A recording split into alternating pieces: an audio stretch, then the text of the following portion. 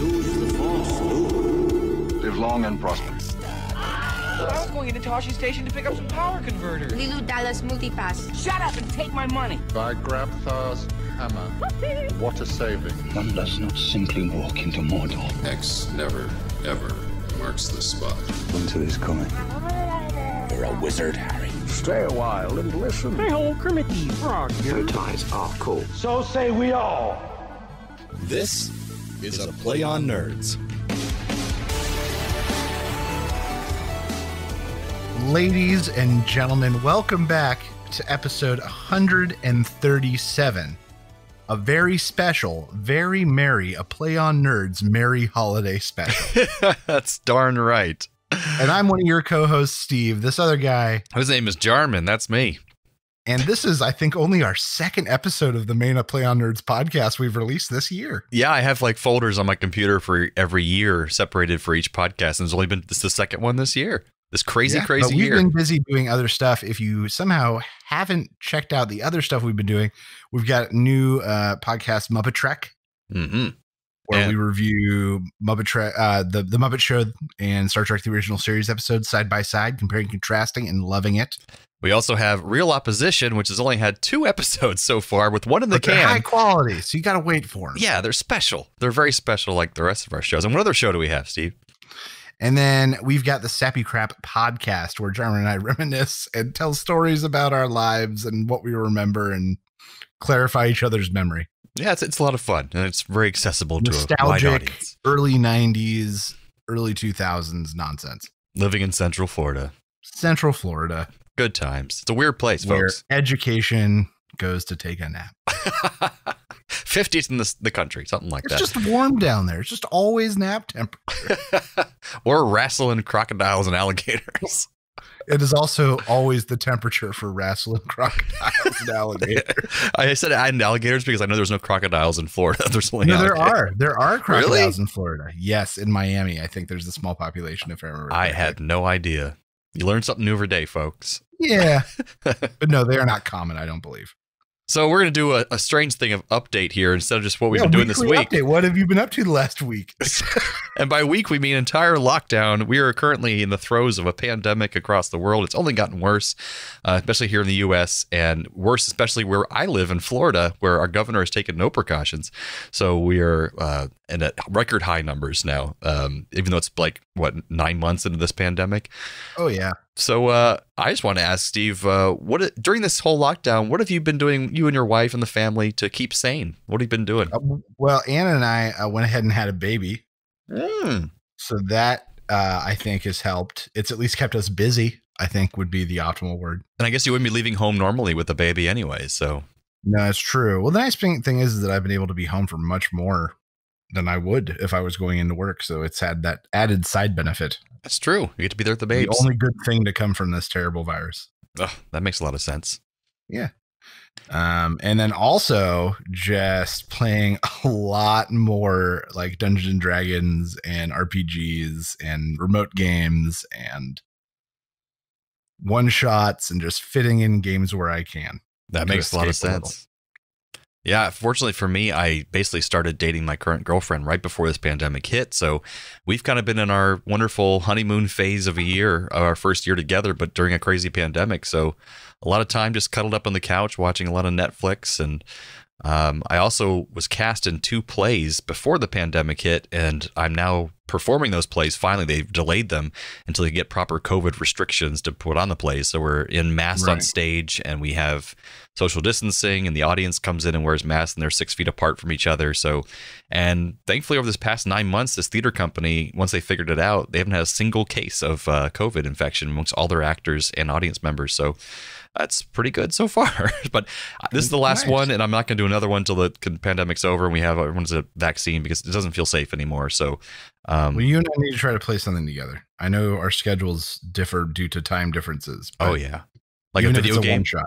Oh, even you if mean, it's a one shot. You mean a D&D game? Okay, I see. Not even D&D, but a nice fun Honey Heist or Dungeon World or an ICRPG or oh yeah, one of the 2 games I've written. Well, yeah, when I say D&D, it's just like a blanket term for all tabletop RPGs, but we should be specific. D&D comes with so much stuff. That's true. That's the thing. For a one shot, you don't want a game that has a bunch of stuff. Stuff. You want to get in there and get out real quick.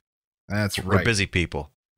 One of my other coping mechanisms, and I just started this recently, was inspired by one of our longtime listeners, actually. Oh. Daniel Hitch, one of our listeners from the UK.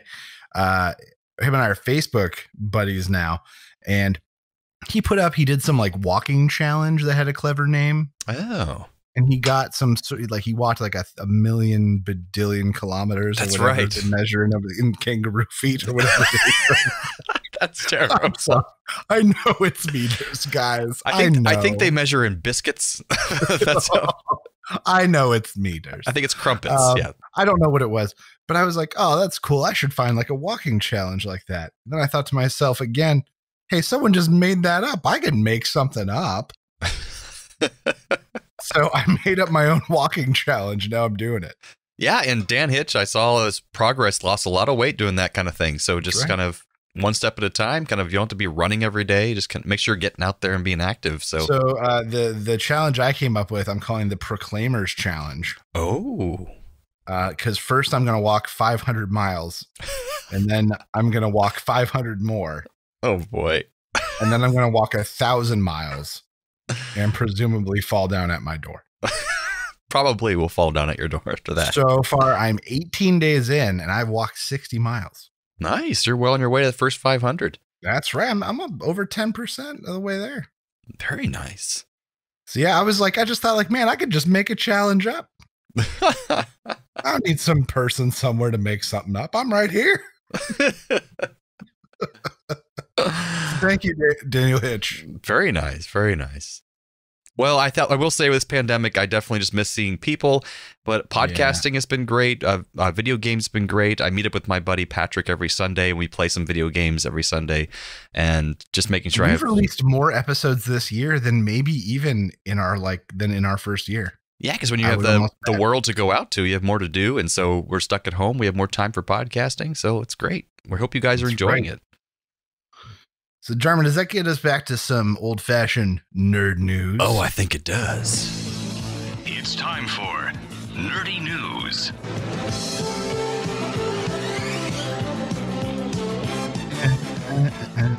Damn right. So, all right. A lot of podcasts have been talking about how there's no pop culture news because everything's being shut down. But just recently, what were you going to say, Steve? It's true. Disney loaded a shotgun and just pumped us all full of pop culture news. Like way too much, only a couple of days ago. In one, was it like a shareholders announcement? Or I don't even know what the event was. But Disney just gave everyone a huge glimpse at its future for animation and Pixar and Marvel and Star Wars and these incredible Aliens got to check in. Like there are just these incredible franchises they now own. They have too many. It's way too many. It's insane, this list. And we're going to cover some of the ones that kind of excite us the most because there's too many to talk about them all. I might be talking about more than you because I'm excited about more than you are. I've got a good amount for the Marvel and the Star Wars. That's I didn't true. Really look at much else. There's an Alien series coming to FXX or something. FFX. And Hulu, yeah. That's true. Yeah. It's happening. But first, we'll talk about some Marvel TV. How about that? I don't know which ones are on TV or not, so I just have a big list. Well, that's fine. We can break it up that way. Go for it. WandaVision. What the hell is this show? So if you guys watch the trailer, it shows that now we see suddenly Vision and Wanda, Scarlet Witch, suddenly in like a 50s TV show. Then it becomes like a 70s TV show and an 80s black TV and show. white to color and retro. Yeah. Groovy patterns. So I think it could be a thing playing on her mind. She's creating a reality where Vision's still alive, and maybe she uses a certain soul stone or a reality stone to do so, and it traps her somewhere. But it looks fascinating, beautiful visuals. I've got a feeling that most of what we have seen is from like the first episode. Yeah, that is. Well, I think some of it might be farther along when they start unraveling and seeing people are starting to realize that they're on television or that their reality isn't real. I don't think what we are watching is the premise for the entire season. No, that's true. I don't believe that. That's true. But still excited to see whatever the hell it is. Next up, I've got. Oh, wait, hold on. I have to stop you right there. Because no. the idea of the whole name of the show is WandaVision. So maybe it is the premise for the whole show that she's like trapped in television type style. Maybe. I don't because I didn't realize the name of the But show. Maybe, but there would have to be context for that. That's I don't interesting. know. I don't know. They've got if they have a whole season to set it up, they can do whatever. That's true. It's possible. Anyways, sorry to cut you off. Falcon and Winter Soldier. I've got this one in the who cares category. Me too. I wish I cared. All of the stuff they showed, this was like the least exciting somehow. Well, also, everyone always was crazy about the second Captain America movie was focused mostly on Winter Soldier. What was that one called? I think it was called Captain America: The Winter Soldier. Yeah. They're like, oh, that's one of the best Marvel films of all time. Like, I thought it was boring. I didn't care. I don't care about the Winter Soldier. I just don't. I don't know. And Falcon was always like fun, but it's like they picked two uninteresting characters and put them together in a show. I still don't care. So I agree with you. It's Loki looks interesting. Time traveling shenanigans. Him finally paying penance for all his wrongdoing.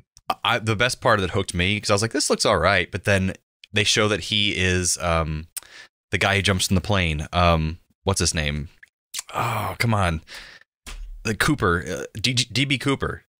Okay. Did you catch that at the end? He jumps out of the plane and he's in the 60s and he's in a 60s suit. Looks just like DB Cooper's picture or the drawing they have of him. Jumps in the plane, all this money goes flying. And I was like, oh my God, they're making it so Loki was actually DB Cooper. I'm like, that is because I love that story. It's fascinating. So and also Owen Wilson playing some snarky like time cop kind of thing. I don't know. Yeah, but like a bureaucrat desk. Jockey. So I'm down for that show. That show looks interesting.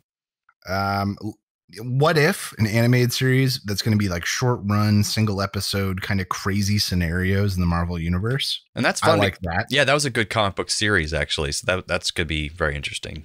Hawkeye show that we knew was coming confirms Haley Steinfeld, which kind of this whole event reeked of like, look at all these stars we're getting.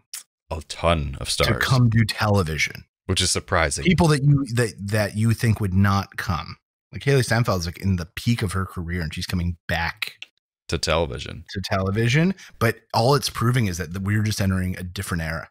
Well, I think also the pandemic probably pushed a lot of these shows forward even faster than they would have been. Because it's easier to produce television, perhaps, than it would be to make these big budget movies. And I'm sure it's also appealing because Disney likes to sign these multi-deal contracts. I'm sure it's appealing to these stars in these uncertain times to get signed up for a 5 season picture deal. Oh, yeah. Or a guaranteed 3 season. Right. And they have the Disney money to throw at them, so they can just, Oh my gosh. So I think she represents a bigger message from this event, which was like, look at all this. That's true. And also, he doesn't have enough star power to carry that show on his own. I don't think he does. So having her in there will bring in a younger audience because she's really popular from what was the movie she was in about the singing? Pitch Perfect. And she was great in Bumblebee, and there was that high school movie she was in where she was real awkward. Because otherwise, I could care less about Hawkeye. I just don't. Secret Invasion, a show with Nick Fury and the shape-changey guy. Ben Mendelsohn, Marvel. Ironheart, the continuation of Iron Man with Riri Williams. And as I remember it correctly, I called this like 3 years ago on an episode of Play on Nerds. You might have, but she's not been in any movies or anything, that character, right? No. But I talked about like, the young, like woman of color prodigy tech wizard. Yeah, because she's a comic book character. She's been there for a while. At that time, she was like this fresh comic book character. That's true. She-Hulk with Tatiana Maslany, which I'm really excited about because I loved Orphan Black that Tatiana Maslany was on. She's an amazing actress, adorable as hell, and just like she can play any character. And so I don't know. I'm assuming they're going to do CGI for her She-Hulk, just like they did with regular Hulk. But yes. But they also have guest appearances by Mark Ruffalo. But the reason they might not go full CGI is because She-Hulk can talk, and she's like a normal talking person. But I guess with deepfake technology now, that doesn't matter. They could just do that. Yeah, but I think what they'll do is they'll make it the more Mark Ruffalo Hulk, because even the Hulk in this most recent Avengers film was a smaller, less brutal, less bulging Hulk. And he could talk, in that one. So that's true. Yeah. And it looked like Mark Ruffalo in the face. Thor Love and Thunder adds Christian Bale as the villain. Yes, and actually the co-star of that, who plays Valkyrie, she gave that away like almost a year ago, and no one thought anything of it because she just said it once, and everyone thought it was. Is that her name? No, Tessa Thompson. Right? Tessa Thompson. There we go. Yeah. Tessa Thompson. And then they didn't realize that she was actually right, and he was they officially announced it. But Christian Bale, man, he's intense. So, Black Panther 2, they've announced that they are not recasting T'Challa. Yeah, they are letting him go. They are writing him out in some, hopefully, not even hopefully, they will write him out in a respectful way. And I saw someone posting today. Some black voices are coming out saying they think it's crazy they don't recast him, which I didn't understand at first. But then they're like, well, every other white superhero gets recasted immediately if something happens, whereas we're not going to recast the Black Panther. But the examples they gave, it was always that they get recasted when the series reboots. Well, I mean, yeah, the series reboots, but like in the current MCU, you're talking about like a few examples. Mark Ruffalo recast, but then also Don Cheadle. Yeah, Don Cheadle got recast, was from what's his face, the wife beater, Terrence Williams. Yeah, Terrence Howard. There we go.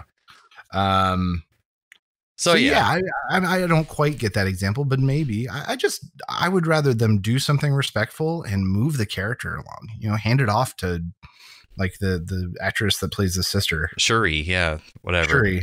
And I think in at least one of the comic book lines, she does become the Black Panther. So it's just perfect. So, Yeah, and I think folks would be pissed if you recast him or if you don't recast him. So there's no pleasing anybody. Yeah. Up next, Fantastic Four. And here's my note. Dear God, someone do something with it already, or take it out back and put it down. It deserves better than this. I think it should finally be the good one because Marvel has really done no serious wrongs in our past. Please. You're just shooting it again and again.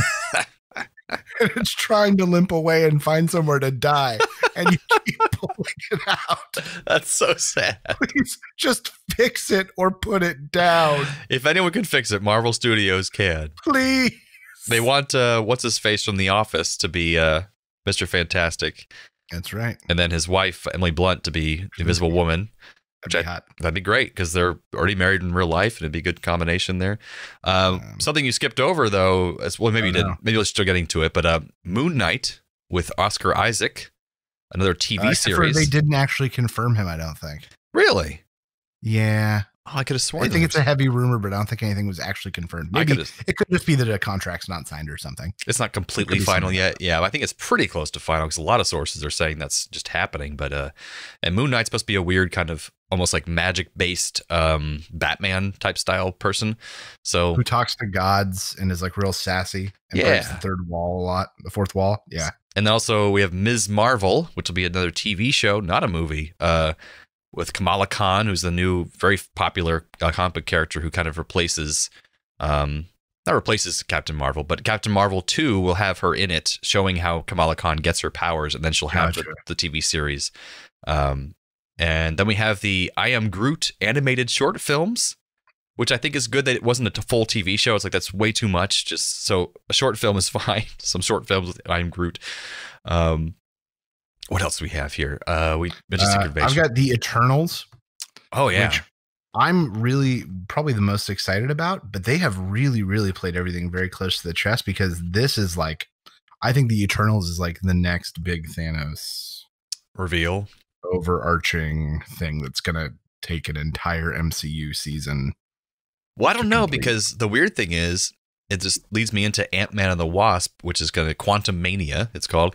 The new next movie is having Jonathan Majors as Kang the Conqueror, which I'd heard of Kang the Conqueror, but I didn't know much about him. So I went down a Wikipedia deep dive, and Kang the Conqueror is like an epic cosmic level time entity eventually, who has a huge influence on the Marvel universe and comics. So I'm like, maybe he's the next Thanos. So I don't know. Like, I don't know where they're going to go with, tier 4 and 5 of these films, but it also has to be tied into these crazy multiverse things they're bringing in with Spider-Man 3 and Spider-Man, and they're securing Andrew Garfield and Willem Dafoe, and Dr. Doc Ock is coming back.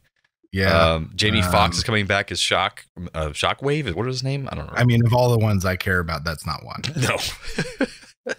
But apparently, Doctor Strange. I hope they get Topher Grace back, because what's he doing? Not much. They got the guy who played Sandman. He's coming back, apparently. Oh, really? I didn't know about that one. Yeah. Frodo is going to be back for this role. Yeah, it's going to be great.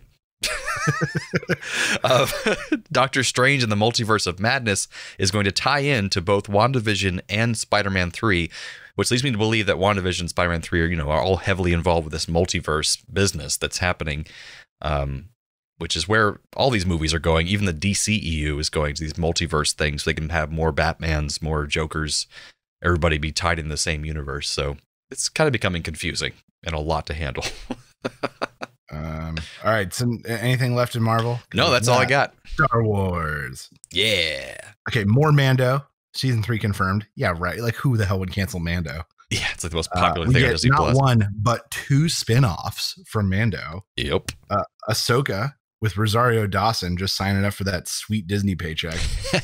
And Rangers of the New Republic, which I think we got a glimpse of. I think it's like the TIE fighters as they go and help to stabilize unstable systems and that kind of stuff. Well, I think the idea, too, was that what's her face from Mandalorian, the real buff chick. Oh, what's her face? I know who you're talking about. I can't remember her name. She was going to be starring in the Rangers of the New Republic, but she's been recently slammed because she's had slightly transphobic and very right-wing Republican views, and she's on Parler now and all this stuff. And so that's nothing against that, her views, whatever. But then, Disney doesn't want to be associated with someone that politically unpopular. Yeah. So they might not make her the star of that show anymore. But Obi-Wan show, which people have been clamoring about for a friggin' 5 years. Andor, a prequel to Rogue One, following a character that I just don't care. Oh, Diego Luna's character. Rogue One and Diego Luna's character, Cassian Andor, was like, I just did not care. Oh, you forgot about Obi-Wan, the show. Hayden Christensen will be back as Darth Vader somehow in that show. Somehow.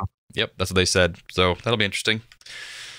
We got The Acolyte, which is a series set during the High Republic, which I think everyone had been clamoring for as well. Like true, Star Wars fans were like, "Where's the High Republic shows?"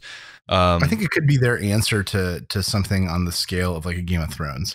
It very well could be, and it's strangely directed by the director of Russian Doll, which is a great series on Netflix, but very modern, very not very over the top sets or what do you call it, cinematography. So I'm wondering why they picked that director to do that series, but I don't know, because this feels like a very pretty, very, like you said, Game of Thrones style show. Yeah, and having just a weird modern director, I don't know, it's strange, very weird. The Bad Batch, an animated series about a bunch of clone soldiers who are like slightly different from the others, which just could be interesting. And right now, the theory is that the chips that are used to commit Order 66 don't work with them. And so they end up not following the orders and being hunted themselves. Oh, like the Order 66 to kill all Jedi? Right. That doesn't work on them and they turn against. Oh. Yeah, that's the theory. Who knows? Kid series or not, you think? It's somewhere in the middle. Okay. I think appeal to both. Lando. And if they're smart, they'll get both old Lando and young Lando. Oh, yeah. If they're real smart, they'll get Billy D. Williams sitting in a cantina telling stories about when he was a young, smuggler and star runner. And then cut to Donald Glover. Pulling it every off. time. And just get them both in there and just jerk off fans on both sides. Well, what have we here? Some blue milk 45. Well, what have we here? A nice fat Disney check. I'll take it. And we have Star Wars Visions, which is a anime series, which I know nothing about, and that's where that lies. And Rogue Squadron. Yes. A show or movie? I don't remember. It's a movie, this one. Which I don't know. I like the games. I guess I'm excited for a show about it. Well, yeah, a lot of people have been clamoring for that for 20 years, having a movie just about the Rogue Squadron, because they loved all the Red Leader 2, Blue Leader 5. And so Patty Jenkins, the director of Wonder Woman, is going to be directing that one. So could be interesting. That one could be a lot of fun. Just a good action romp. No Jedi involved, no magic. And you said you have some other stuff from more animated based stuff, right? Well, also before we go to that Star Wars, we have son of a bitch. So much. There's an untitled Taika Waititi Star Wars movie happening. That's all we know, but that's exciting because everything he's done has been fantastic. And I want to mention that there's so few movies compared to TV. Once again, with the Marvel and with Star Wars, there's just so much more TV announced than there are movies, which is a big change from the past, but it's just the way the world now. It's an entire shift. it's just the way the world is now. Yep. And they also introduced, from while we're on Lucasfilm stuff, Indiana Jones 5, geriatric edition. And Willow is getting a series with Warwick Davis. I'm excited about Willow for sure, because I love me some Willow. There are, I think, 2 or 3 books in a series that take place after Willow, the movie. And I read the basic plot, and it's insane. But it takes place like right after the events, or a year after the events. So they would have to do major adjustments. Okay. Major adjustments to use it from the timeline. Everyone's like 25 years older. Yeah, exactly. Or more. So yeah, for Disney Animation, we have Baymax with an exclamation point, which is a new series coming from the Big Hero 6 universe. Also unnecessary, we have Zootopia Plus on Disney Plus. Facepalm. We have Tiana, Princess and the Frog series that no one asked for. And then we have Moana, a musical series, which I think everyone would probably ask for. Yeah, my kid will go nuts. Yeah, people love Moana. But Tiana wasn't really the most popular movie. It was groundbreaking because it finally had a princess of color, which is great, but it wasn't one of the most loved films out there. But Moana, everyone's fucking crazy over. Pixar, we have Doug Days, which is a series based off of the dog from Up. That's right. Just based off the dog. The talking dog, everyone. And they're making a TV series based off the Cars from the Cars movies. Another thing no one asked for. But this one seems pretty cool. We have Lightyear, which is a Buzz Lightyear origin movie, which is voiced by Chris Evans. Chris Evans, so weird. Well, I think they think what's his face is toxic because he's a Trumper now too. And it's him as Buzz Lightyear, like the origin story of Buzz Lightyear. Well, I think it's still animated, though, isn't it? It's still Pixar. Oh, yeah, but it'll be grittier and more realistic, I think. Okay. Not grittier, darker than, normal Pixar. I guess so. You've got it. I hope it's still Randy Newman, though. And Buzz Lightyear's going to Star Wars audience. Gonna have Buzz Lightyear coming. Gonna train so hard, day and night. Gonna put on my armor, make it shiny and bright. Gonna fly for the stars. Reach for the sky. Buzz Lightyear gonna make his origin happen. Okay, but anyways, we have terrible. But like you mentioned in the beginning there, the Alien series that's coming is pretty exciting because it's the showrunner who did Fargo and Legion, which are very well reviewed critic shows, and Noah Hawley, who was going to do a Star Trek movie and that never went through. So I will take a good Alien show after all the just terrible stuff that's been thrown at that franchise. Oh yeah, me too. They need some kind of redemption. Oh yeah. All right. So before we get into our main event, our discussion and review of Krampus, the new holiday classic, I've got a reason for the season that was inspired by something specific to me this year. So a buddy of mine, Chris, whose family, him and his wife are from Sweden, are in the States, and typically for Christmas would either go back to Sweden for an extended period of time, or his family would come here. And part of Swedish Christmas is this character called Jultomten coming, and it's typically like the oldest male relative in the family, gets dressed up as this character Jultomten and comes on Christmas Eve to ask if there are any good children and give gifts to the kids. Like Santa Claus. Right. So, yes. Ish. So Chris, because they can't travel and their family can't travel here, has asked me to do this. Oh. And asked me to be Jultomten. So I may or may not have invested in a very elaborate Santa Claus costume. I may or may not have. I'm not going to say whether I did. And I got ready to be Jultomten, so I started doing research, and that led me down this sort of like, where's all this St. Nicholas and Santa Claus stuff come from? Yeah. Because at this point, it's just a huge amalgamation of all these different things. Right. So the Jultomten. So this is where this will start. So originally it was the Yule Bakken. Yule being Yuletide, and Bakken being goat. The Yuletide goat. And it was originally thought to be one of Thor's goats from Norse mythology, who pulled his chariot, and it was gift giving during a winter holiday season. And in some traditions it left gifts, in other traditions offerings were left for it. But then in the 1850s, American Santa just infected the entire world. and ruined everything for these local cultures. Of course. Julbolken got adjusted into something closer to the St. Nicholas or Santa character called Jultomten. Tomtens are spirits of the land, most commonly personified as gnomes. Oh, nice. And they have a lot of the we'll say Santa Claus's features in that they are round of face and they've got long white beards and pointed hats and they're dressed in red. Very Santa Claus-ish. Mm-hmm. And Jultomten comes and delivers these gifts on Christmas Eve. And in exchange, they give him something, which will be part of my game later, which is exciting. Gotcha. So that's Jultomten in Sweden. Love the name. Jultomten. Jultomten. Not to be confirmed with Julboken, the Yule goat. Or the Yule Tauntaun, which you stay inside if you're feeling cold. So then you got St. Nicholas, like the main guy that Santa Claus is primarily based off of. But who was he really? St. Nicholas was a Catholic bishop of Greek descent. He was at the Council of Nicaea and died in the mid-300 ACs. Where he was buried, though, a relic appeared. Some glowing liquid started showing up at his grave. People called it manna and started rubbing it on themselves and said it cured a bunch of ailments. Yikes. And that is how he got his huge following. Was because of this manna stuff at his grave. So he didn't really do anything during his life to make him that important? He had some importance. He was in the Catholic Church at a time of really great persecution in that regard.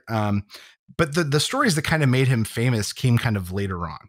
Well, I will say real quickly, though, that the Council of Nicaea is the one who basically put the current version of the Bible together. So that's a pretty big deal that Santa Claus was there to put the Bible together. That's right. Santa Claus was there. That's nuts. So the sort of idea of him as a gift giver and a patron of children came about from two different sources. There was a poor man with 3 daughters, but he couldn't afford a dowry for any of them because he was so poor, and he was going to be forced to sell them off into slavery when they came of age. Jesus very different time. Oh, yeah. Yeah. So on 3 different occasions on the night of St. Nicholas's feast day, in his shoes outside, a golden ball was put in his shoes, giving him the dowry he needed, and he was able to marry off all 3 of his daughters. Because, of course, these Catholic bishops were very rich. So that's where this gift giving sort of motif came from. In iconography, the golden balls became oranges, which is why oranges are associated with St. Nicholas and why every stocking I have had my entire life has had an orange inside of it. Wow, me never. I never done that at all. Huh. Oh man, every year orange in the toe. Were either of your parents Catholic? Of St. Nicholas's golden balls. No, but my mom loves Christian and religious iconography. Gotcha.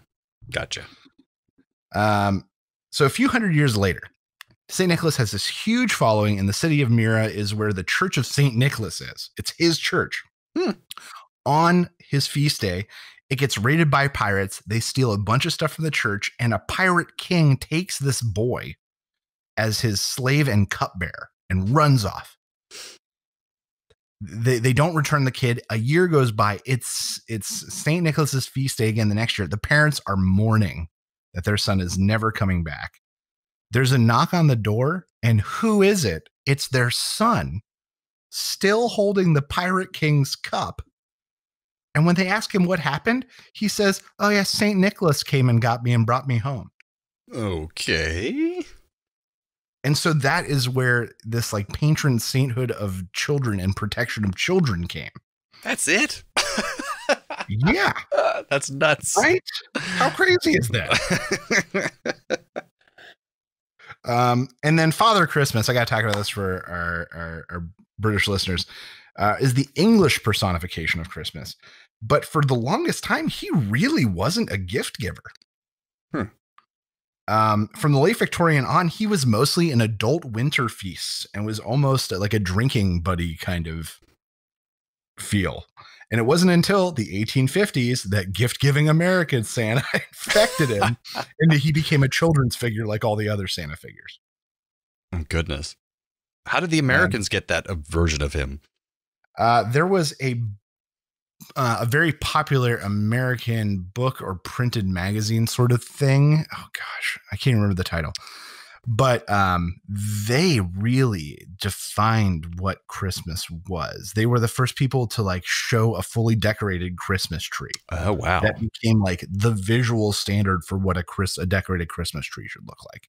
They are the first ones that depicted Santa sort of as this older character surrounded by little sprightly elves as his helpers. Like this, like American I wish I could remember the name. This American magazine is who like defined a lot of what Christmas is. That's insane that it can come from that one source. Because it was like this one source that everyone tried to copy.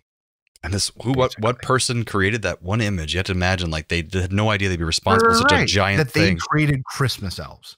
And of course, Coca-Cola helped along that image later on. And right. Well, Coca-Cola kind of took everything. They took all the best of and made one American icon. And that was like the American white-bearded, jolly-cheeked, red-pantsed Santa. Interesting. Who lives at the North Pole, which is not always the case. In places like Denmark, he shows up, I think, in like late November on a steamboat. And they always say he comes from Spain. And once again, that's because oranges are associated with St. Nicholas. And in like the ancient, like the feudal era or whatever, oranges almost exclusively came out of Spain. Oh. So it's like, oh yeah, St. Nicholas is from Spain. He comes in on a steamboat. It makes about as much sense as anything else about Santa Claus. Right, but that's the thing. The Santa that we know now is just this amalgamation of all these different visuals from all these different places. And Santa Claus sounds very German, very... Well, that's where it comes from. It comes from Germanic language, Sankt, which is saint, and Claus. Sankt Claus. So it just became Santa Claus. And then why was it Klaus or why was it not Nicholas or something? Oh, Sankt, what was it? Sankt Niklaus. There we go. Sankt Niklaus. It came from that. That makes so much more sense. Sankt Niklaus. I never knew this stuff. That's amazing. Yeah. And so it just became Santa Claus. There we go. Santa Claus. So that's the reason for the season. And now we have another incarnation, Krampus. Yes. Do you have a little history rundown of Krampus before we get into our film? No. I didn't. It would have been the easy score, and I didn't. Well, I do happen to know a little bit about it. I mean, we know from the film and from looking at a few things about the film that Krampus is, I think, an Austrian invention. It kind of went out from there, and it's the dark side, the dark shadow of Santa Claus, but not necessarily evil in other traditions, but just that Krampus would kidnap children who were bad and put them into his sack and kidnap them for a while. But it wasn't like they were going to die or he's going to maim them or something, but it was just a matter of like, you don't want to be kidnapped by the Krampus if you're a bad kid.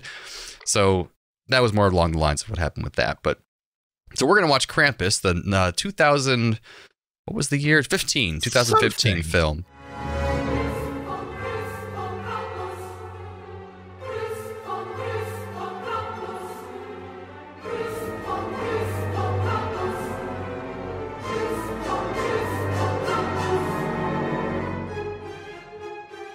All right, Steve, so what exactly happens in this film, Krampus?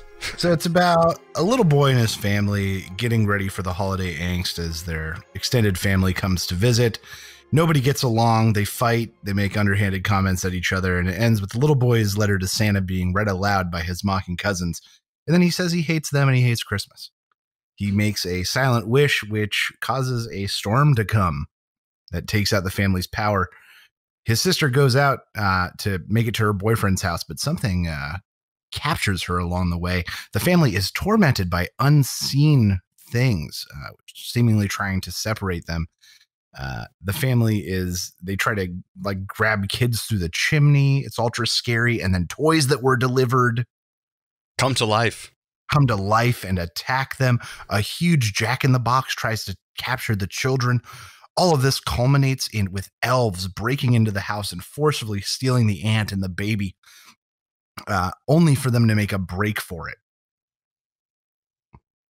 into the road. The parents are picked off one by one till at the end it's just the little boy and his mean cousin who read his letter out loud.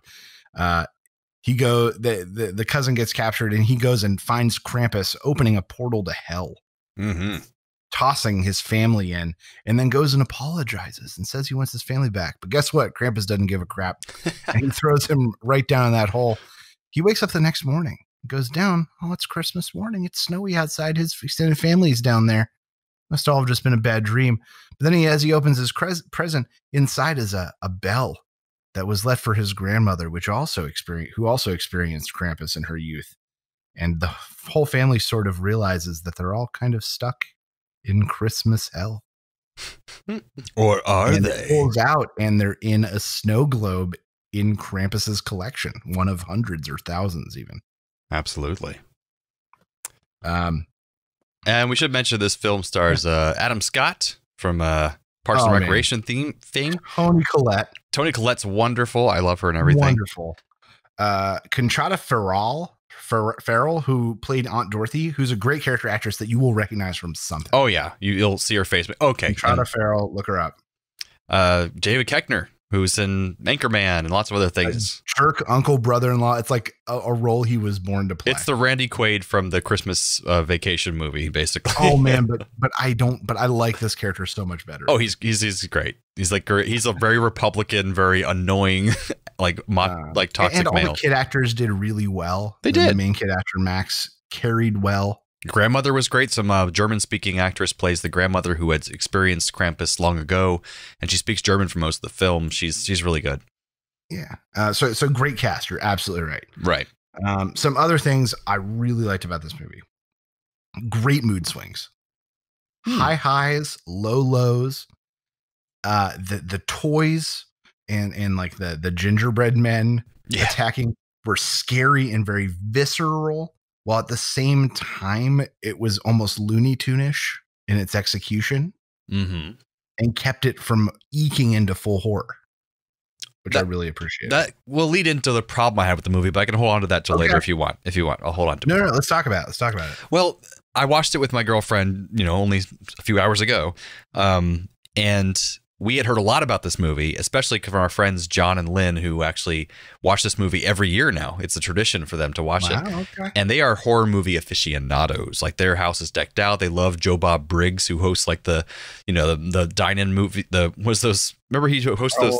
I vaguely remember. Yeah, that. well now he's back on the Shudder streaming service, which is just horror movies. Anyways, they're like horror aficionados. They love this movie. And so we were expecting a lot. So we had high expectations, but we think this movie just had a lot of trouble finding where it wanted to be, and we didn't find it scary. So we didn't find it that funny. So but it was entertaining. Like we got through it and we were entertained, but like it was supposed to be like a horror comedy, but the horror parts didn't really scare us, and the comedy parts weren't that funny. So I was just like, eh. And so like that exemplifies what you said there, that these toys that attack them and stuff were kind of scary, but also kind of funny because like they're ridiculous toys that have these ridiculous faces. So it's like it didn't really fit in either of those categories for me. I don't know how you felt about that. Well, I think what you were feeling is something else that I was going to comment on. Is that it was a horror film built as a comedy from a structural perspective, right? And what I mean by that is that they didn't mount the tension the way it would be mounted in a typical horror film. Mm-hmm. There would be smaller engagements. There would be more chances to reset. And the clearest example of this is when the adults split up and like the jerk uncle brother-in-law takes the shotgun and goes to the kitchen and he fights all of the gingerbread cookies, men. Yeah. The gingerbread men. And the other adults go upstairs and they have their own encounter. That's like splitting the group up is like a comedy trope. Not I know that people split off in horror movies. That's because they get murdered. Right. But in this case, nothing reset. We saw these two things happen side by side, whereas they could have encountered the cookies. Had that been a close call, had a reset and then escalated with the toys. Had a reset and then escalated with the elves. Had a reset and then escalated with Krampus. That's how a horror movie would have escalated. And I guess by splitting things out, they made it like a comedy. Yeah, it's like, but it was set like a comedy, and I think something I read about it was that he wanted the first 30 minutes to feel like just a regular heartwarming Christmas movie, which was kind of true. It was like, oh, the family pisses us off, but we're all here for Christmas, and we got a boy writing to Santa Claus. And then once he shreds that letter up, the whole thing changes into suddenly it's now a darker situation. And I really actually was legitimately feeling some fear or how cool it looked when you first see Krampus jumping from roof to roof when the girl's walking down the street. Very good visual, very good CGI, but like it looked really real and creepy and dark. And then the rest of it never got that creepy again. It kind of just always was like, what the hell? It's like a weird like Jack in the Box clown thing that's not really. Oh man, that I thought was great. Like that clown thing was so. It was weird, that's for sure. Tangible and so scary and creepy. I just loved it. It helps that it's all practical, though. I appreciated that. Oh, it was almost all practical. Yeah, all practical effects. Except the and even the things that weren't practical, like the gingerbread man, they purposely made them more cartoony, and so it just worked. Yeah, they were like the scary shit's up in the attic, and the cartoony, ridiculous. It's down in the kitchen. Yeah, down in the kitchen. Great animated interlude. Oh, that was very interesting. I like that. In lieu of a true flashback showing the grandmother's encounter with Krampus when she was a child, when her family was taken. It was like stop motion animation or something. It was really good. Yeah, or something similar. Yeah. That was great. And you know me, I love a horror or sci-fi or fantasy film where they commit to an ending. Mm-hmm. It is not up for debate. They made a choice. Krampus got them and has enslaved them in this snow globe in his collection. Well, that is the ending of the film. I will disagree with you there. So, okay, here's a trivia I just found, and on the says the movie's ambiguous ending has spawned two fan theories: that the Engels and their family are trapped in the snow globe, condemned to repeat Christmas morning for eternity in a twisted version of hell. That's one you're subscribing to, I assume. Yes. Or two, they were given a second chance, and the snow globe is Krampus's means of watching over them. And although the writer-director Michael Dougherty, who also did Trick or Treat, as we've mentioned, has refused to confirm which theory is true, the tie-in comic book, Shadow of St. Nicholas, confirms the happy ending is the true one. The comic has murdered characters resurrected without any hint of a twist, showing that Krampus is willing to give people a second chance as long as they prove they've learned their lesson. So unlike his grandmother, Max was brave enough to confront Krampus and prove he'd learned his lesson, which is why Max and his family returned to the grandmother's, but didn't, or where the grandmother's family didn't return. But yeah, so it's a possible interpretation, and the comic did say that. They're in hell. No, you like it better if they're in hell. And I liked that Krampus was present and in like sort of an ominous threat throughout, but they still managed to save him. What do you for the end? Oh yeah, they don't show his face until the end, that kind of thing. Right. Like I appreciate that he was there. He was present. There were signs of him. There were all the things around him happening, but they didn't get to him and actually show him in full until the end. I really appreciated that. And what I appreciate, which I didn't fully understand because it didn't quite look that way until I read the notes in the movie, is that he's wearing a Santa Claus mask. So that's what that is. That's not his face. So we don't ever see Krampus's real face. It's just a twisted, weird Santa Claus mask. That's why he has the beard coming down and a human-like face on him. But that's not what he looks like. And I was like, like a goat devil kind of thing. Yeah, and like when I saw that, no, like that makes it a lot creepier. I just wasn't clear that wasn't just a bad prosthetic, but no, that's like just a bad Santa Claus mask. He's like mocking Santa Claus, which I thought was really cool. I thought that was really interesting. But no, so it sounds like I got more out of this film than you did. That being said, I love a good horror comedy like Gremlin. This is now like kind of in my book with Gremlins. Yeah, it's a feel he wanted to go for. It apparently, Dougherty wanted to go for the 80s feel of films. That was great. And he captured me in that regard, no doubt. He even petitioned Universal to allow him to use the 80s logo for the Universal Studios, and they refused him that, so he wasn't allowed to do that. But he really wanted to make it feel like an 80s film. So you're right. I guess he mission accomplished because you got that kind of Gremlins feel. Yeah, in that regard, he did it. But I enjoy the humor. I think the aunt is great. She really is probably the best part of the film. She's so terrible and wonderful. All right, come on, kids. I'm going to show you how to make peppermint schnapps. All right, you can have some. Just don't rat on me, okay?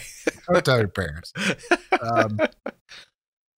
The Tony Collette, the Adam Scott, the tension between the parents and the underhead, all that just felt so correct. and like something we've all experienced. And so because of that, I felt even more warped in. Well, that's why I would definitely like recommend crazy. this film as opposed to not saying I didn't like it, because I did like it, because Adam Scott and Toni Collette were just amazing. And like they're good serious actors, especially Toni Collette. Like she doesn't do non-serious films like this very often. And it's still takes it very seriously. So when she's fighting these ridiculous creatures, she takes it totally seriously. And so it makes it believable. And so you care about these characters because of them. So I agree with that. Oh, great. Well, I think that overall, maybe we don't agree that Krampus deserves the big cult following it has, but I'll take anything that's not a standard Christmas film at Christmas time. I can agree with that. Yes. It's very different. I'll take anything. And I think the Doherty, the director, just made some interesting, unique choices. This is a unique film. And so I will give him that. Like there's nothing standard about this at all. Like it's very cool. It's interesting. I just don't think it was very funny. And I don't think it was very scary, but it was interesting and entertaining, if that makes sense. Okay. No, that's fair. Yeah. So a little trivia about this movie here. Krampus is a huge part of Austrian and German folklore. In Austria and southern Germany, they have Krampus runs, where grown-up men dress as Krampuses and parade through the city streets and scare children. Just like they do here with the Santa Claus conventions. Max's mom alludes to the noodle incident that estranged the family from a neighboring one. The noodle incident was often referred to but never explained in the Calvin and Hobbes cartoon strip, and Krampus also leaves it unexplained. So that's where that came from. Randomly referenced to Calvin and Hobbes. Nice. Let's see here. The snow on the ground was made from material that's usually used for diapers. So basically the snow was diapers in this movie. Nice. 95% of this movie was shot on the soundstage. The only part that wasn't was that beginning shot with the store where everyone's going crazy in slow motion. Oh, that makes sense. Seth Green voices Lumpy, the gingerbread man. It was randomly Seth Green. Many of Krampus's minions are also real Christmas/winter folk figures in European cultures, such as the Yule goat, as you kind of mentioned actually earlier. Yeah, booking. Yep. The creatures with Icelandic names are named after the Icelandic Yule lads who are said to visit homes each of the 12 nights before Christmas. One of the few notes they received more than once in the studio was to cut back on the baby crying, because apparently if the baby cried more, they would have gotten a rated R rating, which is nuts. Because this was a PG-13 movie, folks. Peril. What was that? Like infant peril. Yeah, exactly. But yeah, it's PG-13, but they push some boundaries here with the PG-13. The gingerbread cookie that is lowered down the chimney is attached to a hook. Meat hook, or ketrakur in Icelandic, is one of Iceland's 13 Yule lads who carries a meat hook, which he lowers down chimneys in order to steal meats smoking on the fire for Christmas. He visits on December 23rd, the same night Howie is taken when he falls from the gingerbread trap. So that was a direct reference to a random Yule lad from Iceland, which I thought was interesting. But yeah, there's Krampus, folks. You should watch it. It's a good time. It really is. All right. So, Jarman, I've got a little game for you. Fantastic. And it's called Santa's Got a Brand New Snack, where I am going to name the snack, and you're going to have to guess the country. All where right. they leave it out for Santa on Christmas Eve or Christmas Day. So name the country where this happens. Yes. And I will give you a clue. All of these but one are in Europe. Okay. That helps. Yeah. And I'll get the non-Europe one out of the way first. How about that? Perfect. Even better. Okay. Are you ready to play? Santa's Got a Brand New Snack. Oh, yeah. All right. This country leaves out cookies and beer. Not in Europe. Cookies and beer. I'm going to go with... Not in Europe. That really fucks it up for me. Russia. Would you like a clue? I went with Russia. I'm sorry. I'm going to give you the clue. Cookies and beer. Oh, Australia. Yes, in Australia. Woo! All right. Now we are on to European countries. Okay. All right. Porridge and schnapps. Porridge and schnapps. Probably Germany? It's Sweden. Oh. So I'm hoping while I'm playing Yule Tomten that I will receive porridge and schnapps. Sounds great to me. All right. rice pudding. Rice pudding in Europe. It's a warm, lovely bowl of rice pudding. That does not sound pleasant at all. I'm going to go with Wales. Ooh, Denmark. Oh. All right. This European country gives handwritten letters to Santa. I thought a lot of European Nice countries did that. handwritten letters, and then Santa leaves gifts. Let's go with Europe. Europe. I didn't think Denmark was. It is Europe, I guess. It's definitely Europe. Let's go with Sweden. No, because Sweden was porridge and schnapps. Ah, shit. Germany, little German children. I said Germany earlier. Right. Damn it. Nice handwritten letters to Santa. All right, we get the idea. All right. Guinness and mince pie. Oh, that's got to be Ireland. Ireland, yeah. Woo! All right. Now, this is the last one. Okay. They just leave out hay. Wow. Just for the reindeer. They really care about reindeer. Okay, reindeer. Greenland? No, very close. The Netherlands. Oh. But you were in the right mental space. They really care about reindeer. Yeah, So it'd be they up just north leave out somewhere. hay. Okay. Hell with that fat bastard. Are the reindeer okay? That's all we care about. All right, and that Santa's got a brand new snack. And that brings us to our old segment you might remember called Radical Recommends. If you have the means, I highly recommend picking one up. What do you recommend I do? I recommend pleasant. All right, Steve, what you got for us this week, this Well, year? This week, my radical recommend is the thing that I got for Jarman for Christmas, which he is going to open live for Radical Recommends. Oh my God, I gotta go grab it right now. It's right outside the door. Gosh darn it. Here it is. All right, the first live present podcast opening. We didn't think this through, folks. And now listen to 3 minutes of Jarman's struggle with a box. Hear the majestic sounds of nature. I feel like you were saying stuff while I was gone. Probably.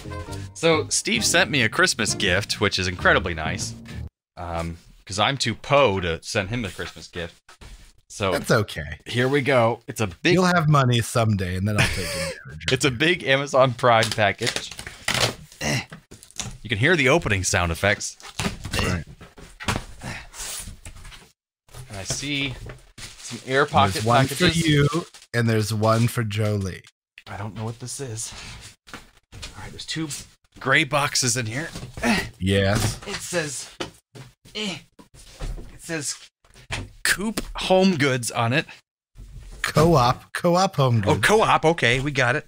I don't know what that means yet. I'm trying to open it, but I'm fat. It's probably in there pretty tight, if I remember correctly. Oh, it says sleep with co-op. Be different, be unique. Ooh, there's some kind of memory foam. Be asleep. Pillow. It's a pillow? So it is the Co-op Home Goods adjustable loft pillow. It should come with an extra bag of fillings so It that you can did. make it firm or less firm as you need. Oh my goodness, Steve.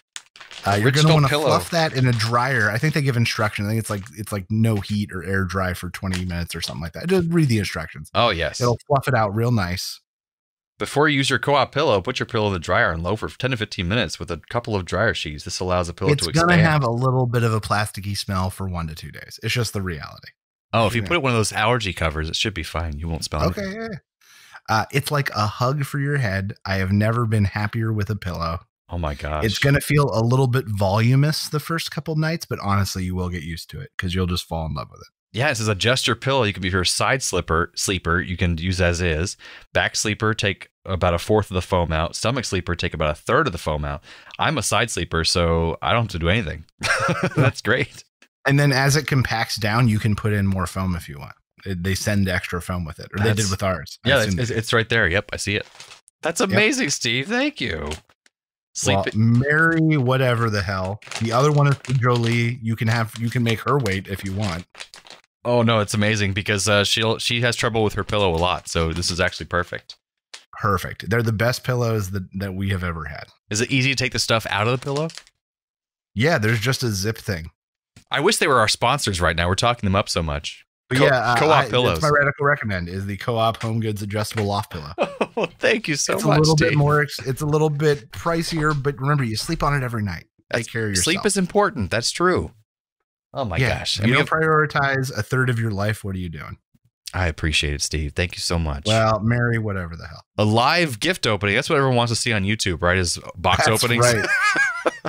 We're like ventriloquists on the radio. Just pointless. Right no, now. I'm serious. Like people watch gift openings on YouTube and people make millions of dollars opening boxes on YouTube. Oh, yeah. I don't understand that. But thank you so much. That's my radical recommend. And I recommend it so much that I gifted you. I appreciate that. I decided to try it out after we do it in the fluffer and the dryer for a while. Yeah. Oh, it'll get even more expanded. It's so beautiful. You're gonna love it. I love them. I'm excited. Well, my radical recommend is not a gift for Steve, but maybe it is. Maybe he'll try this out. That's right. So during the pandemic, I rediscovered this thing called Pluto TV, which have you heard of Pluto TV, Steve? No. So it came out a long time ago when streaming services were first kind of happening, and it became an app on things you could get like Roku and more so an app on your phone originally.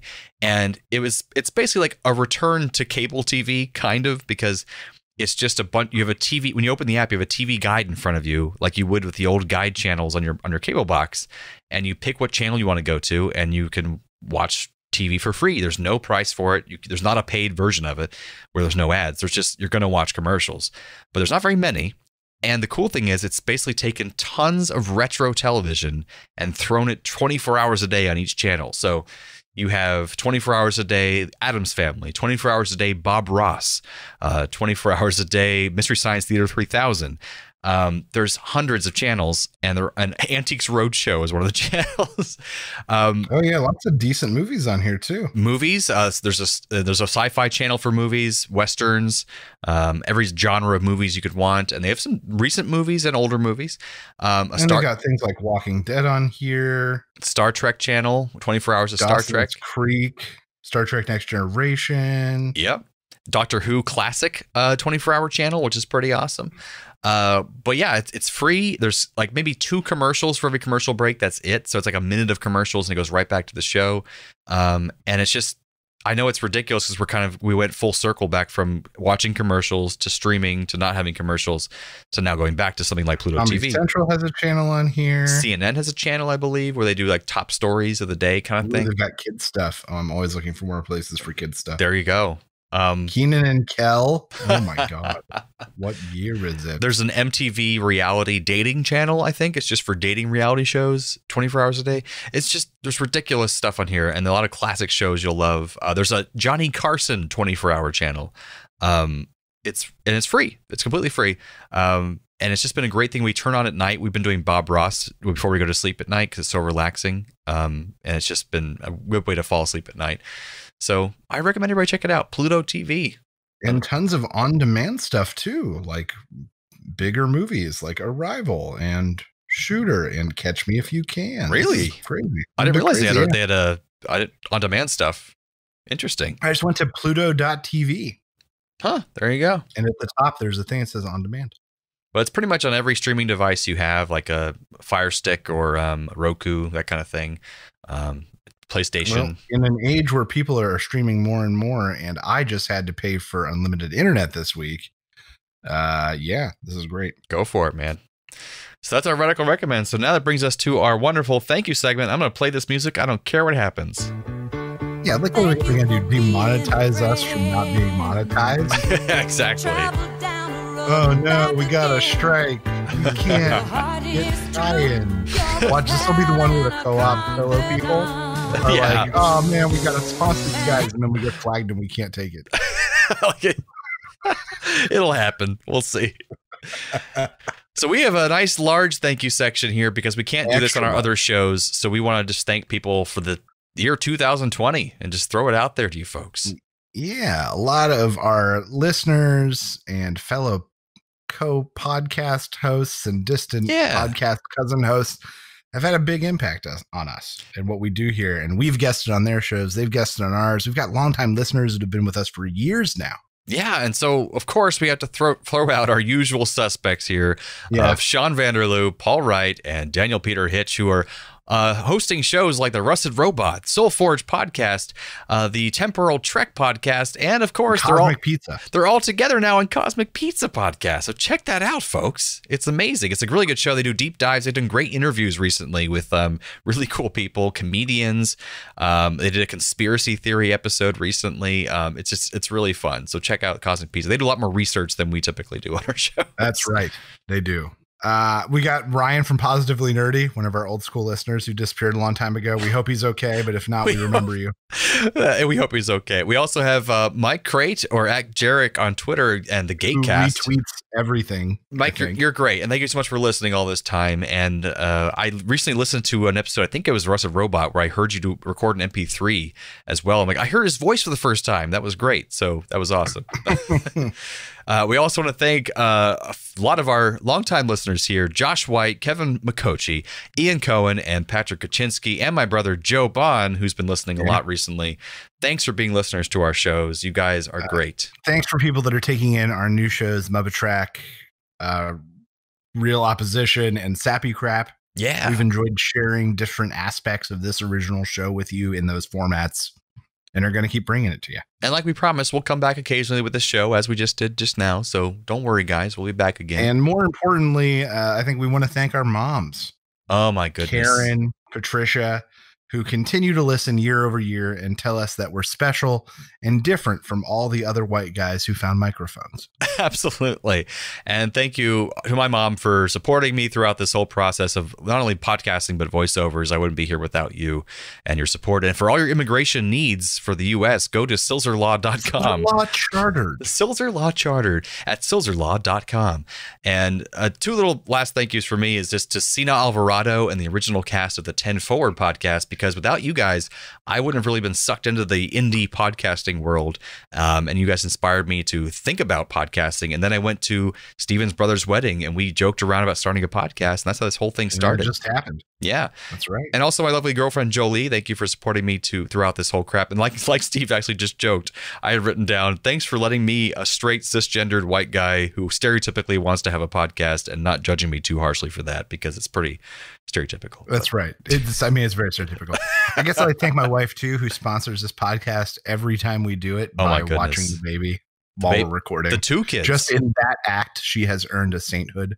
Oh my gosh, yeah. She's put those kids under control so many times while we're recording. So thank you, Anna. Thank you so much.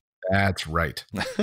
So I think that wraps it up for the Play on Nerds Network for the year. We're going to come back in the new year, take a couple of weeks off. Yeah. Relax, enjoy a little bit of holiday vacation. And we'll see you in 2021, where hopefully it'll be a better year for everybody. That's right. And as always, we'll keep coming back and being your nerdy co-hosts if you keep on coming back and being our nerdy audience. Thanks again, Internet. Stay nerdy, my friends.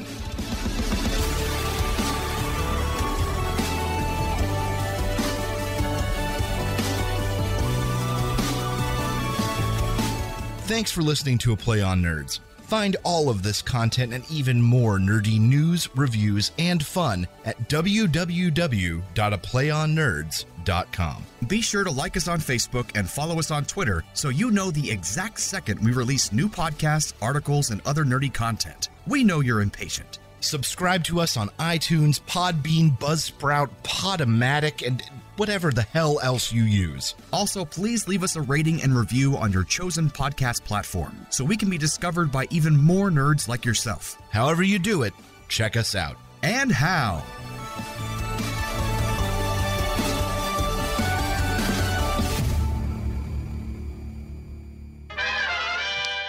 Testing, 1, 2, 3. Chick, check, chickadee, check, chicken Taroo. Rockin' Ricky Rialto, voice of Kingston Falls, USA. It's time for Johnny and the Douche. I'm Johnny. I'm the douche. I'm straight-laced. And I'm the crazy one. Whoa. I wash the dishes. And I shit on them. That seems excessive. That's my middle name. I thought it was Gabriel. Oh, well, Gabriel excessive douche. That's my name. Yeah. That is excessive. You're right. Oh my God. All right.